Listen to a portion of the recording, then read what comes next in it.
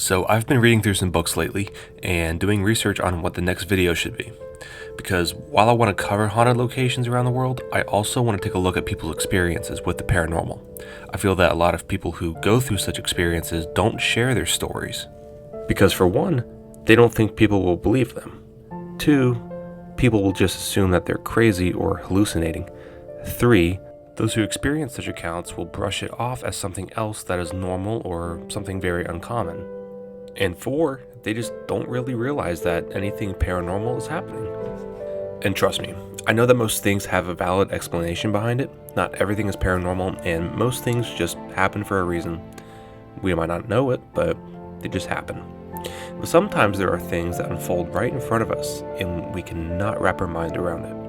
So reading stories about people's paranormal experiences is really refreshing because it shows that anyone can go through these things, see certain things that baffle them or confuse them. The bottom line is that there are so many things that can be explained. But there's also those things that you just can't explain. So here are some stories that I found from reading a few books, and I'll put the link in the description down below, so if you want to go check the book out and buy it or rent it and check out a sample of it, go ahead and head to Amazon. I'll put that link down below and you guys can go check it out.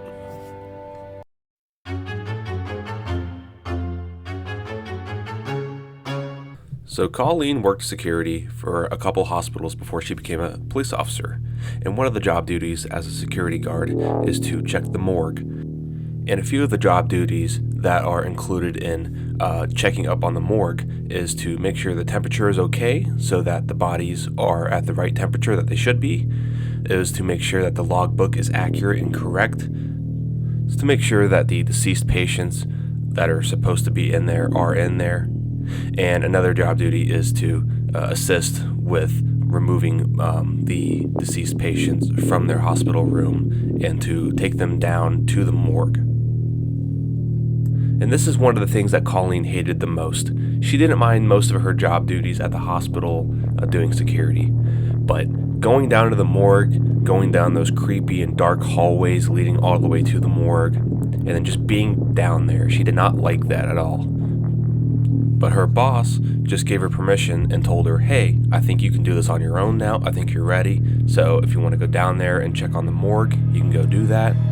Two guys from the first shift just brought two bodies down there. So Colleen goes down to the morgue, down that creepy, dark hallway that she hates.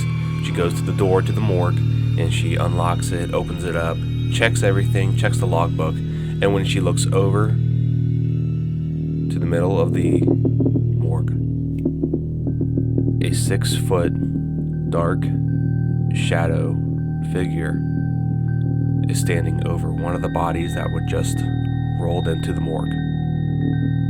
It was standing over the body and looking down at it as if it was observing it.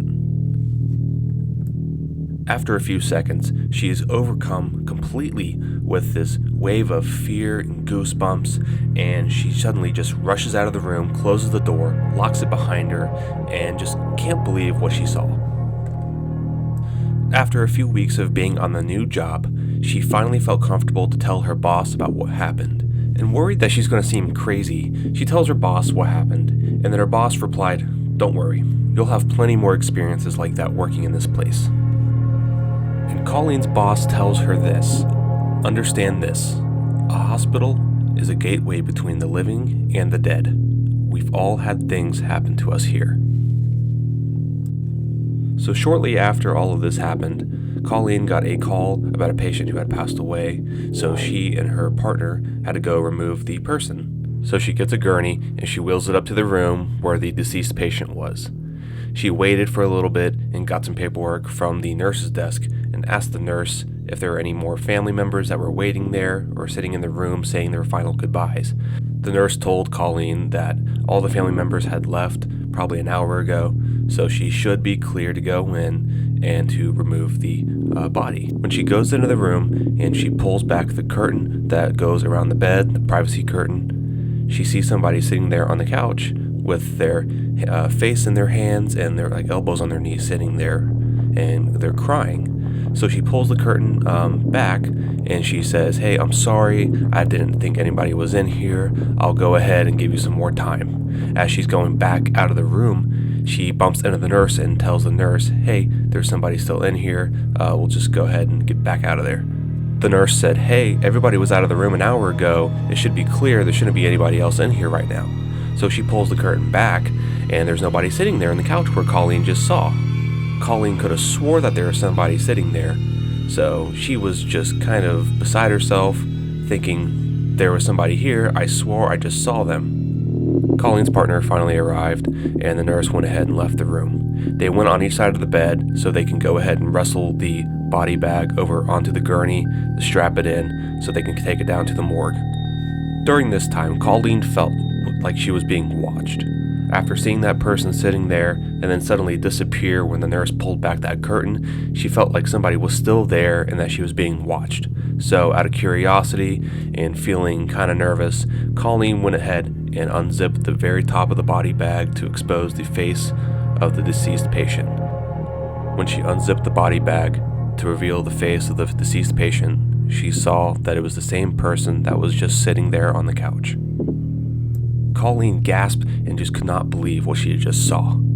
She told her partner, "I just wanted to see." Colleen's partner said, "I know, I've had the same thing happen to me, and we need to get out of here. We're being watched."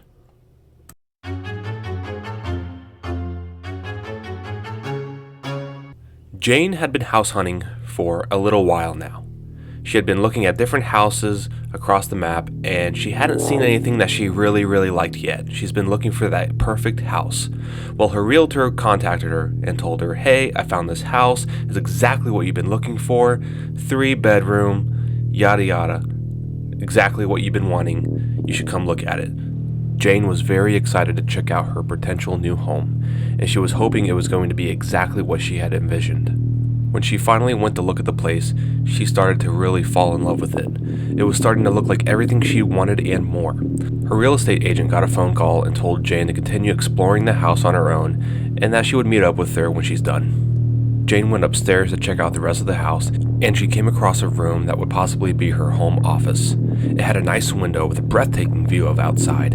While admiring the window of the view, Jane felt that something soft brush up against her leg. It was a cat. This snowball-looking white cat was weaving between her legs, just doing what cats normally do. Jane thought the cat might have been the realtor's or somebody's, but wasn't 100% sure. She put the cat down and proceeded with her solo tour. The cat followed her throughout the home and was an instant hit with Jane.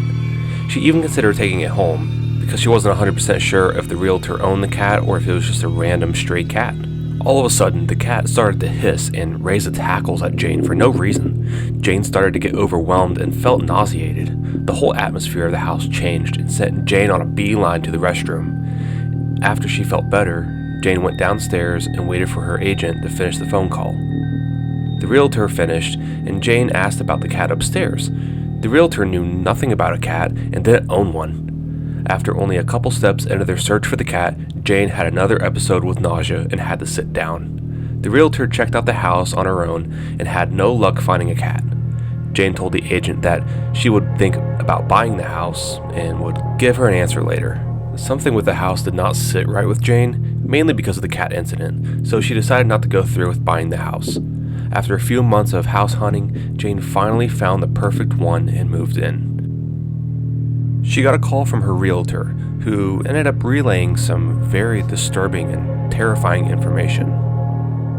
A breaking story in the newspaper said that a young couple had been murdered in a random home invasion. The husband and wife were tied to chairs upstairs in their home and bludgeoned to death. This attack was random, and the killers had no connection to the homeowners at all.